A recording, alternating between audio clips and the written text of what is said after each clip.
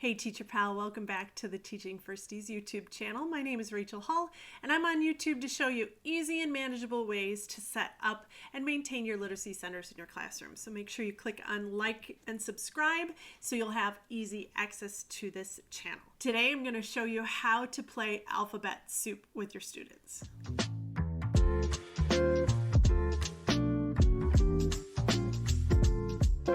Alphabet Soup was always one of my favorite games to play with my students, and they loved it.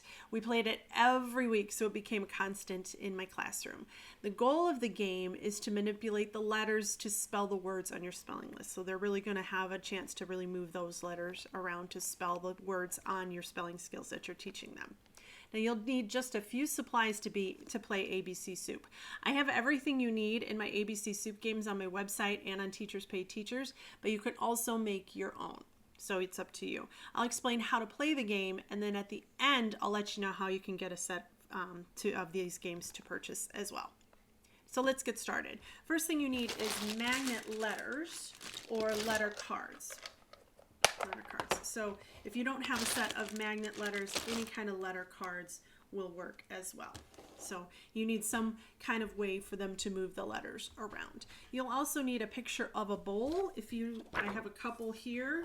If you don't have one, draw it on the board. I did this for years by drawing the oval and then connecting it. So, you know, my kiddos didn't really mind that if my drawing wasn't perfect. They knew that they were playing a fun game, so it's okay. But, you know, just a picture of a bowl for them to put letters in. Now, I like to be pretty dramatic about alphabet soup. Pretty dramatic. So I begin by saying, gosh, you guys, you know what? I'm super hungry. I didn't have breakfast this morning. Lunch isn't for a while yet. I'm really hungry. Now, after I've done that a couple times, they know as soon as I say, gosh, you know, guys, know what? I'm hungry. They're like, alphabet soup. So they know, they're going to know. And it kind of helps them get a little bit more excited about the game. Now, you can have your students play this as a whole group with you or independently at your spelling centers. So I'm going to show you how to do both. Let's start with the whole class. I usually stick my bowl. I like this one because it looks like it's in a kitchen. I like to stick this to my easel, which has a magnetic whiteboard attached to it. That way we can make the alphabet soup and then write the words next to it right here. Now, I could ask for volunteers, but I usually pull sticks because this is a pretty popular game. So I'll have my little popsicle sticks in a jar with their kids' names on it, and I'll do it that way. Because if I ask for volunteers, I usually would have a problem with the kiddos who didn't get picked. They really liked it. So, you know, I would usually pull sticks. Now, the students that I choose come to my easel, while the other students can have a mini whiteboard or markers to make their words at their seats on the rug. Now, side note, whenever possible, always have your whole class doing what the one student at your easel is doing. Always have them spell the words with you during any kind of game. There's a fly in here. Okay, so now I've brought my student to the easel, and I tell them that I'd like them to make me some soup. And if we're working on consonant blends, I'll tell them to make me some alphabet blend soup. And I'll give them the word, and they'll spell it with the magnet letters right into the soup bowl. So they'll just stick the letters right onto the word. So if I say we're going to make, we're using alphabet blend game, I might use the word flag, and they would spell flag right here in the board or in the bowl.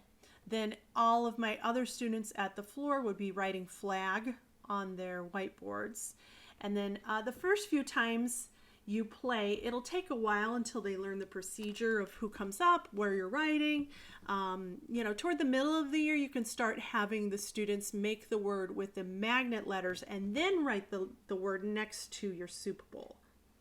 But until they're ready to do that, I usually write the words next to the soup bowl. So, you know, you can it's that gradual release of responsibility that you as a teacher will give to them. Now, once we're done, I want to make sure to wrap up the game. Now, remember, our goal has been to manipulate the letters from your spelling list, to make the words from your spelling list. So to finish that game, I'll choose another student to come up with a pointer, and we'll read the list of words we spelled. And again, going to be super dramatic about it. Look at all the soup we made. We're going to be so full. You know, we're going to, I mean, I really ham it up. And I'll even like rub my stomach or make motions like with my hands, like I'm eating after every word. So I might say flag. And then your students will love doing that with you too. And that way they're reading it, but they're having fun while they're doing it. Now, some helpful hints to make this game run smoothly. I want you to limit the number of words you're making to maybe 3 or 4 the first time you play. Don't expect to get through your whole list the first time you play. At the beginning of the year, you're not going to get through your whole list. Toward the end of the year, you'll totally be able to get through your list. But in the beginning of the year, you're going to get through maybe 4 words, if you've got some kids that can really follow directions, maybe 5.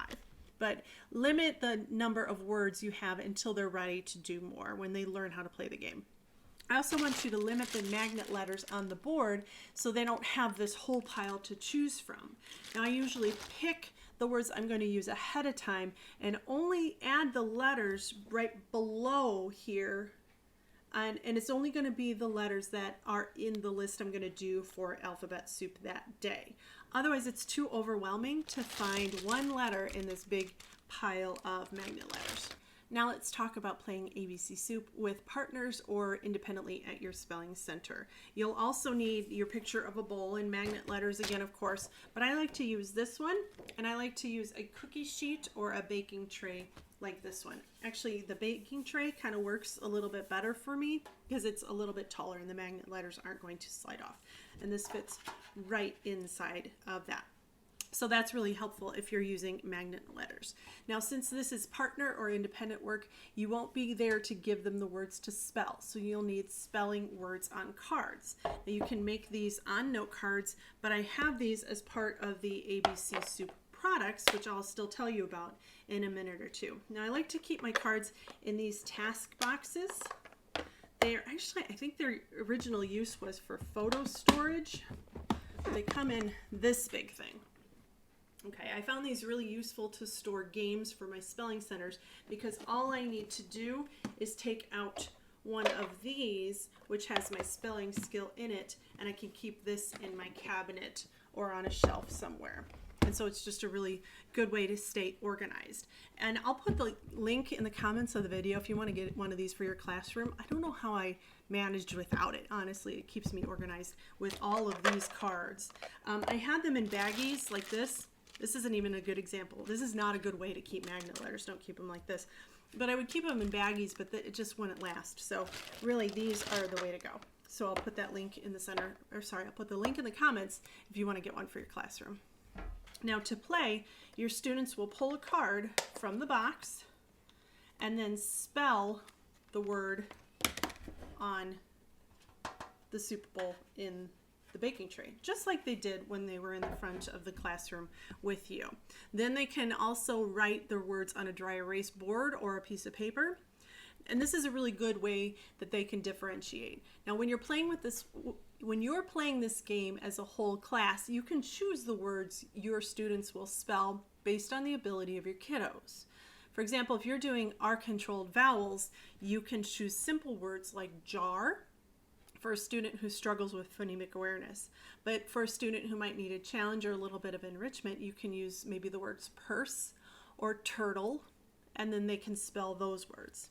You can also use some of the magnets. You can already add them for them. So for example, if you're working on long vowels with silent E, sometimes there are like soft C or soft G words in them, like mice or cage, and they're going to want to take an S for the mice or a J for cage. When that happens, you might help out with that word saying, this is really hard soup to make today. So I'm going to add a letter to make it go a little faster because remember, I'm starving. I want this soup. So I'm going to add one letter here, and that way they know they have to fill in the rest of the letters. Now, when you're differentiating for partner work, you can choose your students who would like to help each other out. I'll link to a blog post about whether or not you might want to choose ability grouping or assign students with struggling students with more capable students. That might be a good way to differentiate and help your kiddos out as well. Or you can also differentiate with the partner or independent games by choosing what you want to add to the cards. For example, you can have the whole word on the card, or you can have the partial word with blanks so they know how many letters, or just a picture and they have to spell the whole word on their own. So those are some ways that you can remove some of the, or not remove, but add a challenge to them, or make it a little bit more difficult for them as they're ready to progress. You can also choose to have them write their words on dry erase boards if it's too overwhelming for your kiddos who struggle. Maybe just doing the magnet letters is enough. So that's an option too. But that's how you play Alphabet Soup.